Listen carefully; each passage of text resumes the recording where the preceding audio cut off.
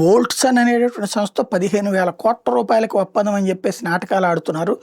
ఢిల్లీలో ఏడాది క్రితం ప్రారంభమైనటువంటి 10 లక్షల రూపాయలతో ప్రారంభమైన సంస్థ అది 15,000 కోట్లు పెట్టుబడి పెట్టడం ఏంటి, వేలాది మందికి ఉపాధి కల్పించడం ఏంటి, ఇదంతా కూడా పెట్టుబడుల పేరుతో డ్రామాలు ఆడుతున్నారు. వాళ్ళకి మళ్ళీ కోట్ల రూపాయల విలువైనటువంటి భూమిని లక్షల రూపాయలకి చేతులకు ఇచ్చేస్తున్నారు. తద్వారా 68% లాభాలు వాళ్ళ చేతికి ఇచ్చేస్తున్నారు. ఇదంతా పెద్ద కుంభకోణం అన్నటువంటిది సాక్షి రాసుకొస్తే, కాదు అసలు వోల్ట్సన్ ల్యాబ్స్ అనేటటువంటిది డైరెక్ట్గా కంపెనీ కాదు, అది ఆర్జే గ్రూప్ అనే ఒక సంస్థ ఉంది. ఆ ఆర్జే గ్రూప్ అనేటటువంటి సంస్థ అందులో భాగం ఈ వోల్ట్సన్ ల్యాబ్స్ ప్రైవేట్ లిమిటెడ్.